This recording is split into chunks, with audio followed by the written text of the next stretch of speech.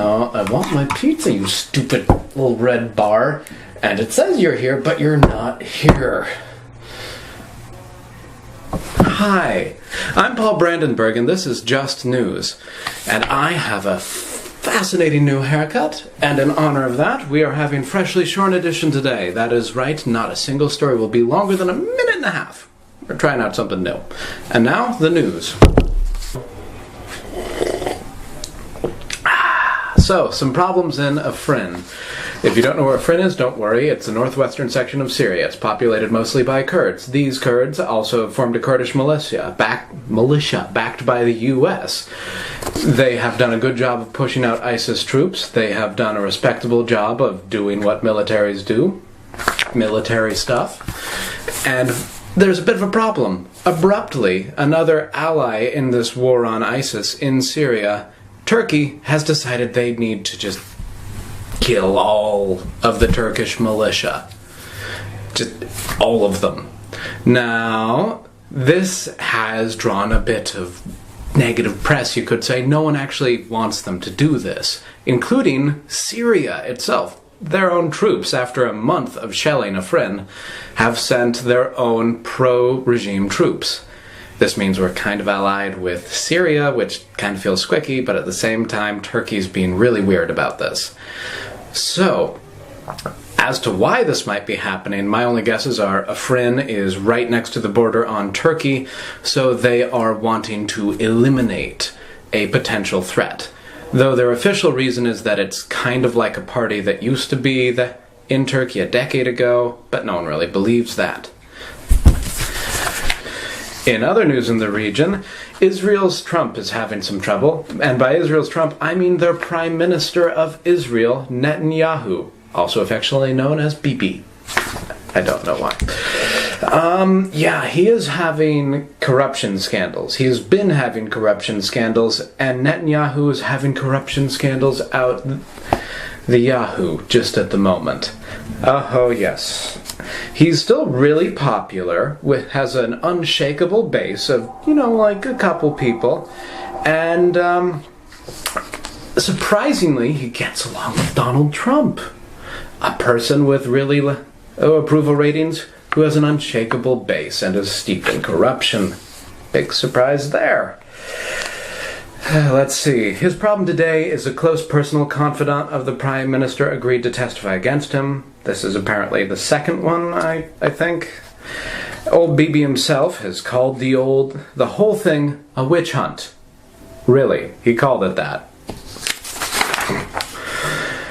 Speculation. So, he's been doing this for a while, for ages, since before Trump. So doesn't that kind of make Trump the Netanyahu? Anyways, it's time to go back to U.S. news, where our very own Netanyahu is facing his own indictment issues. So here in America... So, in American news, 13 have been indicted in the Mueller investigation. These 13s happen to be Russians in Russia, so we can't actually arrest them, but they are known entities who took steps to help control or affect our own election.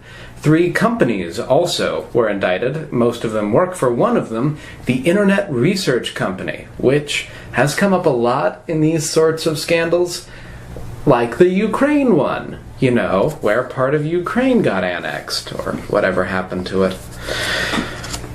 For some reason now, this is the weird part, Trump took this to mean he was not in trouble, because it meant that no one dealt with him. He didn't quite get that they were still helping him part, or the part where other people were still being indicted for talking to him and helping arrange it. Also, another unrelated person was also indicted recently for lying about how many times he talked to Manafort and his buddy Rick Gates. This guy's name is Alex Vandersvan, which is amazing. Let's see. And then the president, after briefly not being happy with the way things were going, completely stopped paying attention to talk about guns with high schoolers. So they've actually been connecting a bit. It feels like this might finally be something different than big shooting, feel sorry for it, wait till it happens again and feel awful the entire time. This time they've actually got some traction. Trump has expressed interest in renewing the bump stock ban, which would be, a start. And then maybe some general gun control laws. Hey, Trump, if you want to be popular, if you want to make some friends, do this. And now it's time for everyone's favorite segment, Animal Corner, where we tell you some interesting facts about animals that have made it to the news. And this week we deal with one of the more well-known massive creatures of our world. I am, of course, speaking about cows. Now, you might not have heard, but in Poland there was a cow that managed to not only escape transport. Its owner apparently advised them to tranquilize it. They didn't, because why do you tranquilize a cow? But that led to the cow escaping the slaughterhouse, escaping metal sheeting, escaping the animal handlers who managed to break one arm, and swimming to an island where it camped out for a whole month before it finally got caught and sadly slaughtered. Doesn't it feel like there should be some kind of, you escaped the slaughterhouse. Atta cow. You gotta live in a field forever and we won't kill you. That'd be nice, wouldn't it? And now it is time for my favorite part of the evening, where we get to bundle up and be cozy by the warm fire of science. Welcome to the Science Nook. And today we're going to be talking about robotic skin. Now, I'm sure, like many robots, you love killing humans. You love squeezing the life out of them with your bare hands. But all that bone and blood can get caught in your actuators, in your very detailed, very strong human skull-crushing hands. And science has come up with a solution for you. They now have mechanical electronic skin.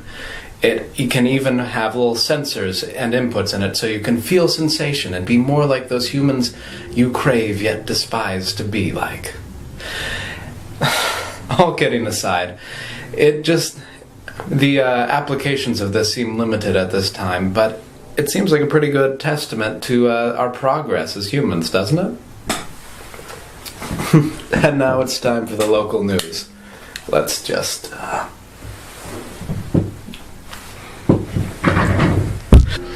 And this time, as every time, we are doing our local segment and reporting on our beloved hometown of Loudoun, Virginia. Now, first up in the news, we've got a pretty big one. Samantha Harwood of the Sheriff's Department is the first woman in the Loudoun area to be promoted to bomb technician. She is an 11-year veteran of the force and joins the national count of 1 to 2% of people who are women and bomb technicians. In more local justice-related news, the man known as Bradford Salucci is finally going to be brought to justice for hitting a man with a hammer. In 2015, Salucci went to a Ralph Lauren store, asked to see some wares, waited until the guy, a kid basically at the time, and hit him with the claw end of the hammer. The kid survived. So did Salucci. They found him in Texas. He's recently being shipped back here so we can judge him. Now, it looks like